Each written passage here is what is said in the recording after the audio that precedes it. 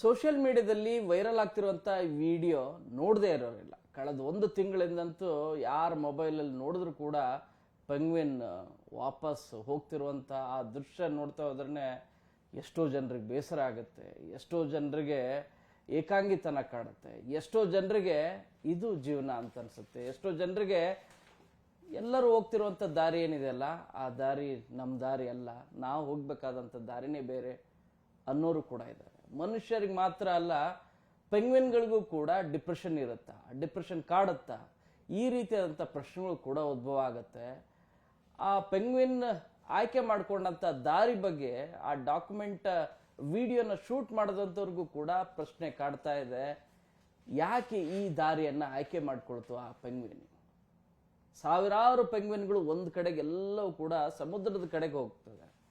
ಅಂಟಾರ್ಟಿಕಾ ಸಾಗರದ ಸುತ್ತಮುತ್ತಲಿರುವಂಥ ಆ ಪ್ರದೇಶ ಏನಿದೆ, ಉಷ್ಣ ಪ್ರದೇಶ, -2 -40 ಡಿಗ್ರಿ ಇರುವಂಥ ಅಂಥ ವಾತಾವರಣದಲ್ಲಿ ಮನುಷ್ಯರಂತೂ ಜೀವನ ಮಾಡೋಕ್ಕೆ ಸಾಧ್ಯನೇ ಇಲ್ಲ. ಆದರೆ ಪೆಂಗ್ವಿನ್ಗಳು ತುಂಬ ಇಷ್ಟಪಟ್ಟು ಆ ವಾತಾವರಣದಲ್ಲಿ ಜೀವನ ಮಾಡುತ್ತೆ. ಆದರೆ ತೂಫಾನ್ ರೀತಿ ಬಂತು ಅಂತ ಅಂದರೆ ಪೆಂಗ್ವಿನ್ ಕೂಡ ಜೀವನ ಮಾಡೋದು ಭಾಳ ಕಷ್ಟ ಆಗುತ್ತೆ. ಆ ಕಾರಣಕ್ಕೆ ಯಾವಾಗಲೂ ಕೂಡ ಗುಂಪಾಗೇ ಇರ್ತದೆ. ಸಾವಿರಾರು ಪೆಂಗ್ವಿನ್ಗಳು ಗುಂಪಾಗಿ ಇರೋದು, ಅವೆಲ್ಲವೂ ಕೂಡ ಹುಡ್ಕೊಂಡು ಹೋಗೋದು ಎಲ್ಲಿ ಫುಡ್ ಸಿಗುತ್ತೆ, ಎಲ್ಲಿ ತನಗೆ ಬೇಕಾದಂಥ ಫುಡ್ ಸಿಗುತ್ತೆ, ಸಮುದ್ರದಲ್ಲಿ. ಮೀನುಗಳು ಪ್ರಮುಖವಾದಂಥ ಆಹಾರ ಆಗತ್ತೆ. ಆ ಕಾರಣಕ್ಕೆ ಮತ್ತು ಅಲ್ಲಿ ಸಮುದ್ರದ ಪಕ್ಕದಲ್ಲೇ ವಾಸಯೋಗ್ಯವಾದಂಥ ಸ್ಥಳ. ಆ ಕಾರಣಕ್ಕಾಗಿ ಎಷ್ಟೋ 500-1000 ಕಿಲೋಮೀಟರ್ವರೆಗೂ ಕೂಡ ನಡ್ಕೊಂಡು ಹೋಗ್ತವೆ. ತಮ್ಮ ಸಮುದ್ರದ ಅಂಚು ಎಲ್ಲಿ ಸಿಗ್ತದೆ ಅದನ್ನು ಹುಡ್ಕೊಂಡು ಹೋಗ್ತವೆ. ಈ ರೀತಿ ಸಾವಿರಾರು ಪೆಂಗ್ವಿನ್ಗಳು 2007ರಲ್ಲಿ ಸಮುದ್ರದ ಕಡೆ ಹೋಗ್ತಾ ಇರ್ತವೆ. ಒಂದು ಪೆಂಗ್ವಿನ್ ಮಾತ್ರ ಇದ್ದಕ್ಕಿದ್ದಂತೆ ನಿಲ್ಲುತ್ತೆ, ಒಂದು 5-10 ನಿಮಿಷ. ಪಕ್ಕದಲ್ಲಿದ್ದಂಥ ಪೆಂಗ್ವಿನ್ ಕೂಡ ಈ ಕಡೆಗೆ ನೋಡುತ್ತೆ, ನೋಡಿ ಮತ್ತೆ ಸಮುದ್ರದ ಕಡೆಗೆ ಹೋಗುತ್ತೆ. ಆದರೆ ಆ ಪೆಂಗ್ವಿನ್ ಮಾತ್ರ, ನಿಂತಂಥ ಪೆಂಗ್ವಿನ್ ಒಂದು 10 ನಿಮಿಷ ನಿಂತ್ಕೊಳ್ಳುತ್ತೆ, ಅದಾದಮೇಲೆ ತಿರ್ಗಾ ವಾಪಸ್ ಹೋಗುತ್ತೆ. ಬೆಟ್ಟದ ಕಡೆಗೆ, ಪರ್ವತದ ಕಡೆಗೆ, ಮೌಂಟೇನ್ ಕಡೆಗೆ ಹೋಗುತ್ತೆ. ಸಾವಿನ ದಾರಿಣಿ ಅಂತಲೇ ಹೇಳ್ತಾರೆ. ಯಾಕಂದರೆ ಅದು ಲಾಸ್ಟ್ ವಾಕ್ ಅಂತಲೂ ಕೂಡ ಭಾಳಷ್ಟು ಹೇಳ್ತಾ ಇರೋದು. ಯಾಕಂದರೆ ಈ ರೀತಿಯಾದಂಥ ಸಾವಿನ ದಾರಿಯನ್ನು ಈ ಪೆಂಗ್ವಿನ್ ಆಯ್ಕೆ ಮಾಡಿಕೊಂಡಂಥ ರೀತಿ ಇದೆಯಲ್ಲ, ಇದು ಎಲ್ಲರನ್ನೂ ಕೂಡ ತುಂಬ ಬಹುವಾಗಿ ಕಾಡ್ತಾ ಇದೆ. ಆ ಶೂಟ್ ಮಾಡಿದಂಥ ಕ್ಯಾಮ್ರಾಮನ್ ಕೂಡ ಕಣ್ಣೀರು ಹಾಕಿದ್ದಾನೆ. ಒಂದಲ್ಲ ಎರಡಲ್ಲ 70 ಕಿಲೋಮೀಟರ್ ಏಕಾಂಗಿಯಾಗಿ ನಡ್ಕೊಂಡು ಹೋಗೋದಿದೆಯಲ್ಲ, ಅದು ನಿಜವಾಗ್ಲೂ ಕೂಡ ನೋಡೋರಿಗೆ ಎಷ್ಟು ಕೆಲವರಂತೂ ತುಂಬಾ ಫೀಲ್ ಆಗ್ತಾ ಇದ್ದಾರೆ. ಕೆಲವರಂತೂ ಇದೇ ದಾರಿ, ಇದೇ ನಿಜವಾದ ದಾರಿ, ಈ ರೀತಿನೇ ಹೋಗಬೇಕು ಅಂತೇಳಿ. ಕೇವಲ ಮನುಷ್ಯರಿಗೆ ಮಾತ್ರ ಅಲ್ಲ, ಪೆಂಗ್ವಿನ್ಗಳಿಗೂ ಕೂಡ ಡಿಪ್ರೆಷನ್ ಆಗುತ್ತೆ ಅಂತಲೂ ಕೂಡ ಜನರೆಲ್ಲರೂ ಕೂಡ ಮಾತಾಡ್ಕೊಳ್ತಾ ಇದ್ದಾರೆ. ಹಾಗಾದರೆ ಈ ವಿಡಿಯೋ ಏನು ನಿಜವಾಗ್ಲೂ ಕೂಡ ನಡೆದಿರುವಂಥ ಘಟನೆನಾ ಅಥವಾ ಫೇಕಾ, ಈ ರೀತಿನೂ ಕೂಡ ಪ್ರಶ್ನೆ ಉದ್ಭವ ಆಗುತ್ತೆ. ಈಗಾಗಲೇ ಸೋಷಿಯಲ್ ಮೀಡಿಯಾದಲ್ಲಿ ನಿಮ್ಗೆ ಭಾಳಷ್ಟು ಜನ ಸ್ಟೇಟಸ್ ಹಾಕ್ಕೊಳ್ತಾ ಇದ್ದಾರೆ. ನಿಮಗೆ ಆ ವಿಡಿಯೋ ಬಹುಶಃ ನೋಡದೇ ಇರೋರೇ ಇಲ್ಲಂತೆ. ಕೇವಲ ಭಾರತ ಮಾತ್ರ ಅಲ್ಲ, ಇಡೀ ವಿಶ್ವಾದ್ಯಂತನೂ ಕೂಡ ಕಳೆದ ಒಂದು 3 ವರ್ಷದಲ್ಲಿ ಈ ಲೆವೆಲ್ಗೆ ವೈರಲ್ ಆದಂಥ, ಈ ಲೆವೆಲ್ಗೆ ಪ್ರಶ್ನೆ ಮೇಲೆ ಪ್ರಶ್ನೆ ಮಾಡ್ತಿದ್ದಂಥ ವಿಡಿಯೋ ಯಾವುದಾದ್ರೂ ಇದ್ದರೆ ಅದು ಬಹುಶಃ ಇದೇ ವಿಡಿಯೋ. ಈ ವಿಡಿಯೋ ರೆಕಾರ್ಡ್ ಆಗಿದ್ದು, ಘಟನೆ ನಡೆದಿದ್ದು 2007ರಲ್ಲಿ ಅಂಟಾರ್ಟಿಕಾ ಸಮುದ್ರದ ಸುತ್ತಮುತ್ತಲಿರುವಂಥ ಉಷ್ಣ ಪ್ರದೇಶದ ವಾತಾವರಣದಲ್ಲಿ. BBC-ಗಾಗಿ ಡಾಕ್ಯುಮೆಂಟನ್ನು ಮಾಡ್ತಾರೆ. ಆ ಡಾಕ್ಯುಮೆಂಟನ್ನು ಶೂಟ್ ಮಾಡುವಂಥ ಸಂದರ್ಭದಲ್ಲಿ ಸಾವಿರಾರು ಪೆಂಗ್ವಿನ್ಗಳೆಲ್ಲ ಕೂಡ ಒಂದು ಕಡೆಗೆ ಬರ್ತಾ ಇರುತ್ತೆ. ಆ ಡಾಕ್ಯುಮೆಂಟನ್ನು ಶೂಟ್ ಮಾಡಿದಂಥ, ಅಂದರೆ ಡೈರೆಕ್ಟರ್ ಏನಿದಾರಲ್ಲ, ವಾರ್ನರ್ ಅನ್ನುವಂಥವ್ರು, ಅವರ ತಂಡ ಎಲ್ಲದನ್ನು ಶೂಟ್ ಮಾಡಿ ನೋಡ್ತಾ ಇರುತ್ತೆ. 2 ಪೆಂಗ್ವಿನ್ಗಳು ಮಾತ್ರ ಕೊನೆಗೆ ಬರ್ತಿರುವಂಥ ಪೆಂಗ್ವಿನ್ಗಳು ನಿಲ್ಲುತ್ತೆ. 2 ಪೆಂಗ್ವಿನ್ಗಳು ನಿಲ್ಲುತ್ತೆ. ಬಹುಶಃ ಅದು ಗಂಡು ಮತ್ತು ಒಂದು ಹೆಣ್ಣು ಪೆಂಗ್ವಿನ್ ಅಂತೇಳಿ. ಸೊ ಹೆಣ್ಣು ಪೆಂಗ್ವಿನ್ ಮುಂದೆ ಹೋಗುತ್ತೆ, ವೇಟ್ ಮಾಡುತ್ತೆ, ಗಂಡು ಪೆಂಗ್ವಿನ್ ಬರುತ್ತಾ ಅಂತೇಳಿ. ಬರೋದಿಲ್ಲ. ಆ ಕಾರಣಕ್ಕಾಗಿ ಅದು ಮುಂದೆ ಹೆಜ್ಜೆ ಹಾಕುತ್ತೆ. ಬಟ್ ಗಂಡು ಪೆಂಗ್ವಿನ್ ಅಂತ ಅನಿಸ್ತಿರೋದು, ಆ ಗಂಡು ಪೆಂಗ್ವಿನ್ 2 ನಿಮಿಷ ನಿಂತ್ಕೊಂಡು ವಾಪಸ್ ತಿರುಗಿ ಹೋಗ್ತದೆ. ಅದು ಹೋಗುವಂಥ ದಾರಿ ಬಹುಶಃ ಅದಕ್ಕೂ ಕೂಡ ಗೊತ್ತು, ನನಗೆ ಊಟ ಸಿಗೋದಿಲ್ಲ, ನನಗಲ್ಲಿ ವಾಸ ಮಾಡಲಿಕ್ಕೆ ಅಂದರೆ ಉಳ್ಕೊಳ್ಳಿಕ್ಕೆ ಸಮರ್ಪಕವಾದಂಥ ಒಂದು ಉತ್ತಮವಾದಂಥ ವಾತಾವರಣ ಸಿಗೋದಿಲ್ಲ, ಪ್ರತಿಕೂಲ ವಾತಾವರಣನೇ ಸಿಗೋದು, ನನ್ನ ಜೀವನನೇ ಮುಗೀತು, ಸಾವಿನ ದಾರಿ ಅದು. ಪರ್ವತದ ಕಡೆಗೆ ಹೋಗ್ತಾ ಹೋಗುತ್ತೆ. 70 ಕಿಲೋಮೀಟರ್ ವಾಕ್ ಮಾಡುತ್ತೆ. ಅದನ್ನ ಕ್ಯಾಪ್ಚರ್ ಮಾಡಿದ್ದಾರೆ. ಕ್ಯಾಪ್ಚರ್ ಮಾಡಿ ಆ ವಿಡಿಯೋನ ಕೊನೆಗೂ ಕೂಡ ಡಾಕ್ಯುಮೆಂಟ್ರಲ್ಲೂ ಕೂಡ ಪ್ರಶ್ನೆ ಮಾಡಿದ್ದಾರೆ ಕೊನೆಗೆ, ಲಾಸ್ಟ್ ಸೀನ್ ಅದು. ಬಟ್ ವೈ ಅಂತ ಹೇಳಿ, ಅಂದ್ರೆ ಪೆಂಗ್ವಿನ್ ತೆಗೆದುಕೊಂಡಂತ ನಿರ್ಧಾರ ನಿಜವಾಗ್ಲೂ ಕೂಡ ಅರ್ಥನೇ ಆಗ್ತಾ ಇಲ್ಲ. ಯಾಕೆ ಈ ರೀತಿಯಾದಂಥ ನಿರ್ಧಾರವನ್ನ ತೆಗೆದುಕೊಳ್ತು ಅಂತೇಳಿ. ಎಲ್ಲ ಪೆಂಗ್ವಿನ್ಗಳು ಆಯ್ಕೆ ಮಾಡಿಕೊಂಡಂತ ದಾರಿ ಯಾವುದು ಅಂತಂದ್ರೆ ಸಮುದ್ರದ ಕಡೆಗೆ ಬರಬೇಕು, ಅಲ್ಲಿ ವಾಸ ಮಾಡಬೇಕು, ಜೊತೆಯಾಗಿರ್ಬೇಕು ಅಂತೇಳಿ. ಪೆಂಗ್ವಿನ್ಗಳು ವಾಸ ಮಾಡುವಂತ ರೀತಿ ಇದೆಯಲ್ಲ, ಅವುಗಳಂತ ಉಷ್ಣಾಂಶ ಇರುವಂತ ಪ್ರದೇಶದಲ್ಲೇ ವಾತಾವರಣ ಮಾಡೋದು, ಇನ್ನು ವಾಸ ಮಾಡೋದು, ಅದ್ರಲ್ಲಿ ಏನು ನೋ ಡೌಟ್. ಆದ್ರೆ ಪೆಂಗ್ವಿನ್ಗಳ ಜೀವನ ಶೈಲಿ ನೀವು ನೋಡ್ತಾ ಹೋದ್ರೆ ಬಹಳ ಆಶ್ಚರ್ಯ ಆಗತ್ತೆ. ಒಂದು ಸಾರಿ ಹೆಣ್ಣು ಪೆಂಗ್ವಿನ್ ಜೊತೆ ಕಮಿಟ್ ಆಯ್ತು ಅಂದ್ರೆ, ಪ್ರೀತಿಸ್ತು ಅಂತಂದ್ರೆ ಅದು ಮದುವೆ ಆದಂತಾನೆ ಅರ್ಥ. ಏಕಪತ್ನಿ ವ್ರತಸ್ಥ ರೀತಿಯಾಗಿ ಒಂದೇ ಹೆಣ್ಣನ್ನ ಅದು ಪ್ರೀತಿ ಮಾಡುತ್ತೆ, ಅದ್ರ ಜೊತೆಗೆ ಜೀವನ ಮಾಡುತ್ತೆ. ಒಂದು ಸಾರಿ ಕಮಿಟ್ ಆಯ್ತು ಅಂದ್ರೆ ಮುಗ್ದ ಹೋಯ್ತು ಆ ರೀತಿಯಾಗಿ. ಸೊ ಅದಾದ್ಮೇಲೆ ಹೆಣ್ಣು ಸಂತಾನೋತ್ಪತ್ತಿ ರೀತಿ ಒಂದೇ ಒಂದು ಮೊಟ್ಟೆನ ಇಡುತ್ತೆ. ಅಲ್ಲಿ ಎಂಥ ಪ್ರತಿಕೂಲ ವಾತಾವರಣ ಇರುತ್ತೆ ಅಂದ್ರೆ -2 ಇಂದ -40, ಕೆಲವು ಸರಿ -50 ಡಿಗ್ರಿವರೆಗೂ ಕೂಡ ವಾತಾವರಣ ಇರುತ್ತೆ. ಅಂತ ಸಂದರ್ಭದಲ್ಲಿ ಆ ಮೊಟ್ಟೆಯನ್ನ ನೆಲದ ಮೇಲೆ ಇಡಬಾರ್ದು. ನೆಲದ ಮೇಲೆ ಇಟ್ಟು ಅಂದ್ರೆ ಮುಗೀತು, ಆ ಮೊಟ್ಟೆ ಜೀವನನೇ ಹೋಯ್ತು. ಯಾಕಂದ್ರೆ ಅಷ್ಟು ಕೋಲ್ಡ್ ಆಗ್ಬಿಡುತ್ತೆ. ಆ ಕಾರಣಕ್ಕಾಗಿ ತನ್ನ ಕಾಲಿನ ಪಾದದ ಮೇಲೆ ಆ ಮೊಟ್ಟೆನ ಇಟ್ಕೊಳ್ಳುತ್ತೆ. ನೆಲಕ್ಕೆ ತಾಗಿಸದ ರೀತಿಯಾಗಿ 2 ರಿಂದ 4 ತಿಂಗಳು ಅದೇ ರೀತಿಯಾಗಿ ಮೆಲ್ಲನೆ ನಡೆಯುತ್ತೆ. ಹಾಗಾದ್ರೆ ಹೆಣ್ಣು ಪೆಂಗ್ವಿನ್ ಏನ್ ಮಾಡುತ್ತೆ ಅಂತಂದ್ರೆ, ಹೆಣ್ಣು ಪೆಂಗ್ವಿನ್ ಸಮುದ್ರದ ಕಡೆಗೆ ಹೋಗಿ, ಅದು 1 ಕಿಲೋಮೀಟರ್ 2 ಕಿಲೋಮೀಟರ್ ಇಲ್ಲ, ಕೆಲವು ಕಡೆಗೆ 30-40 ಕಿಲೋಮೀಟರ್ಲೇ ಇರುತ್ತೆ. ಸಮುದ್ರಕ್ಕೆ ಹೋಗಿ ಸಮುದ್ರ ಆಳದಲ್ಲಿ ಮೀನುಗಳನ್ನೆಲ್ಲವನ್ನು ಕೂಡ ತೆಗೆದುಕೊಂಡು ಬಂದು ಬರ್ಲಿಕ್ಕೆ ಕೆಲವು ಸರಿ 2 ತಿಂಗಳು ಕೂಡ ಆಗತ್ತಂತೆ, 3 ತಿಂಗಳು ಕೂಡ ಆಗತ್ತಂತೆ. ಆ ಬಂದಾದ್ಮೇಲೆ ಆ ಫುಡ್ ಅನ್ನ ಕೊಡುವಂತ ಕಾರಣ ಮೊದಲು ಗಂಡನಿಗೆ ಕೊಡುತ್ತೆ. ಹೇಗೆ ಐಡೆಂಟಿಫೈ ಮಾಡ್ತೇವೆ? ಯಾಕಂದ್ರೆ ಎಲ್ಲವೂ ನೋಡ್ತಾ ಹೋದ್ರೆ ಒಂದಷ್ಟು ಕೂಡ ನಿಮಗೆ ಚೇಂಜಸ್ ಅಂತ ಅನ್ಸದೇ ಇಲ್ಲ. ಎಲ್ಲ ಒಂದೇ ರೀತಿಯಾಗಿರ್ತವೆ ಪೆಂಗ್ವಿನ್ಗಳು. ಆದ್ರೆ ಅವುಗಳನ್ನು ಐಡೆಂಟಿಫೈ ಮಾಡೋದು ಹೇಗೆ ಅಂತಂದ್ರೆ ಧ್ವನಿಯ ಮೂಲಕ ಐಡೆಂಟಿಫೈ ಮಾಡುತ್ತೆ. ಆ ಧ್ವನಿಯ ಮೂಲಕ ನನ್ನ ಇನಿಯ ಯಾರು, ನನ್ನ ಪ್ರಿಯಕರ ಯಾರು, ನನ್ನವನ್ ಯಾರು ಅನ್ನೋದು ಗೊತ್ತಾಗತ್ತೆ. ಮಕ್ಕಳಿಗೂ ಕೂಡ ಆ ಸಂದರ್ಭದಲ್ಲಿ 2 ರಿಂದ 3 ತಿಂಗಳು ಆದ್ಮೇಲೆನೆ ಆ ಮಗು ಹೊರಗಡೆ ಬರುತ್ತೆ. ಬಂದಂತ ಸಂದರ್ಭದಲ್ಲೂ ಕೂಡ ಆ ಮಗುವನ್ನು ಉಳಿಸ್ಕೊಳ್ಳೋದಿದೆಯಲ್ಲ, ಅಂತ ಪ್ರತಿಕೂಲವಾದಂಥ ವಾತಾವರಣ. ಹೇಗಂದ್ರೆ ಎಲ್ಲಾ ಗಂಡು ಪೆಂಗ್ವಿನ್ಗಳು ಆ ಮೊಟ್ಟೆಯನ್ನ ಕಾಯೋದೆ, ಎಲ್ಲರೂ ತಮ್ಮ ಮೊಟ್ಟೆಯನ್ನ ಹೆಣ್ಣು ಪೆಂಗ್ವಿನ್ಗಳು ಗಂಡು ಪೆಂಗ್ವಿನ್ ಕೊಟ್ಟೋಗಿರ್ತವೆ.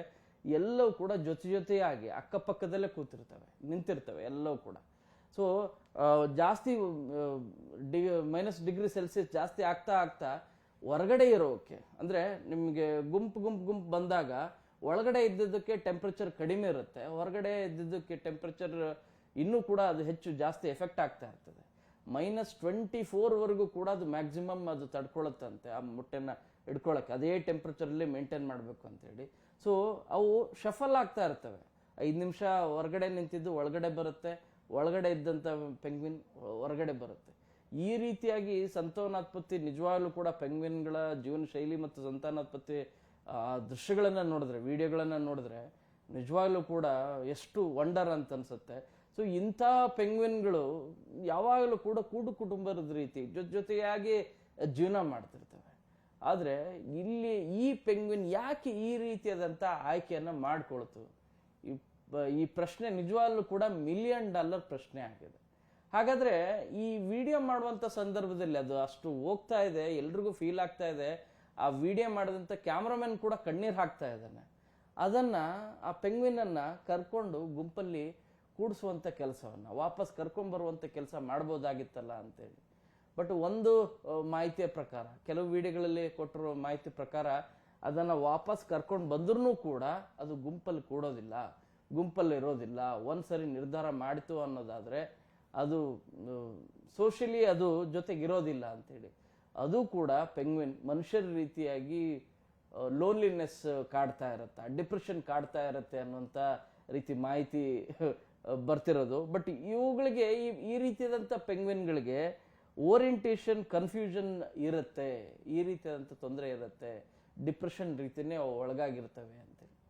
ತುಂಬ ಏನಲ್ಲ, ಕೆಲವು ಮಾತ್ರ ಅಂತೇಳಿ. ಬಟ್ ಈ ವಿಡಿಯೋ ರೆಕಾರ್ಡ್ ಆಗಿರೋ ಕಾರಣಕ್ಕಾಗಿ 2007ರಲ್ಲಿ ಈ ವಿಡಿಯೋ ರೆಕಾರ್ಡ್ ಆಗಿರೋ ಕಾರಣಕ್ಕಾಗಿ ಅದು ಈ ಕಳೆದ 1 ತಿಂಗಳಂತೂ ತುಂಬಾನೇ ವೈರಲ್ ಆಗ್ತಾ ಇದೆ.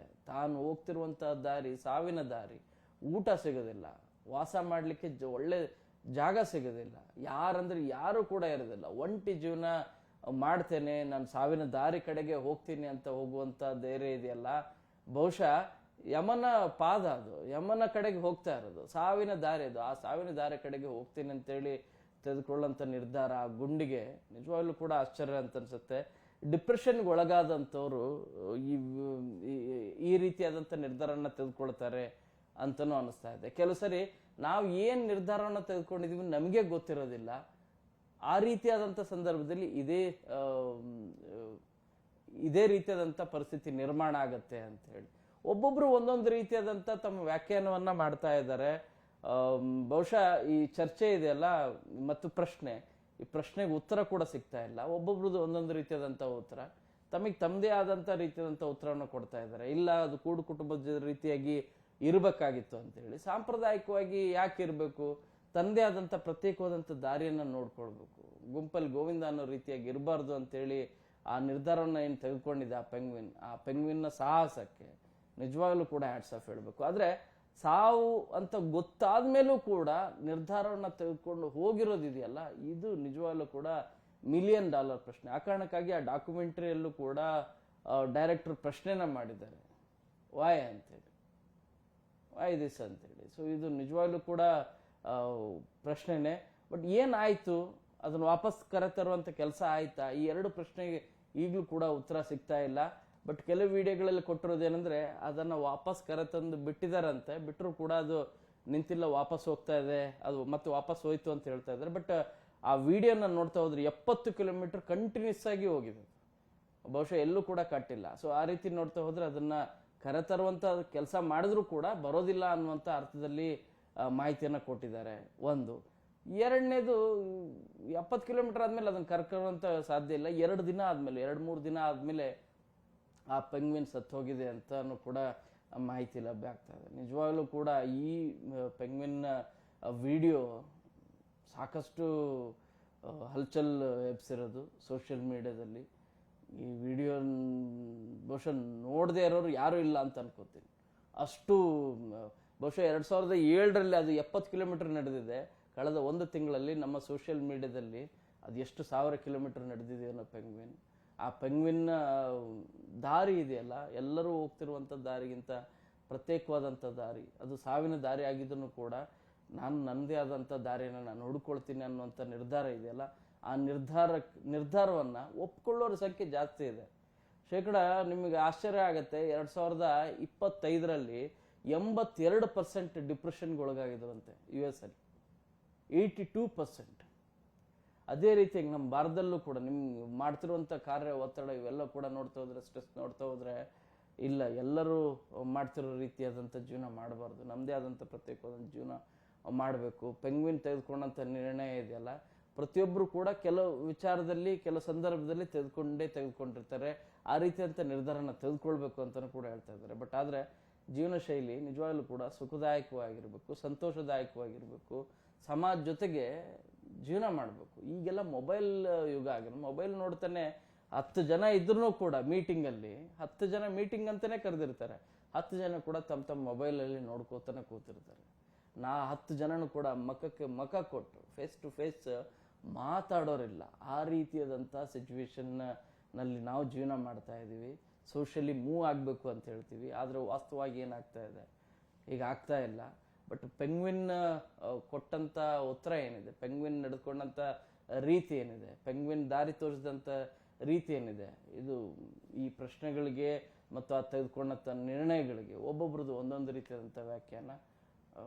ಪೆಂಗ್ವಿನ್ ವಿಡಿಯೋ ಮಾತ್ರ ನೋಡಿದ್ರೆ ನಿಜವಾಗ್ಲೂ ಕೂಡ ಅದು ನಾವು ದಾರಿ ಯಾವುದು ಇದ್ಯಾವುದು ಅನ್ನೋ ರೀತಿಯಾಗಿ ಆಗ್ತಾ ಇರೋದು. ನಿಜವಾಗ್ಲೂ ಸ್ಪೀಚ್ಲೆಸ್, ಆನ್ಸರ್ಲೆಸ್ ರೀತಿಯಾದಂಥ ಸಿಚುವೇಶನ್ ಆ ವಿಡಿಯೋನ ನೋಡಿದ್ರೆ. ನಿಜವಾಗ್ಲೂ ಭಾಳ ಭಾವುಕ ಆಗ್ಬಿಟ್ಟೆ, ಎಸ್ಪೆಷಲಿ ಆ ವಿಡಿಯೋನ ನೋಡಿದಾಗ.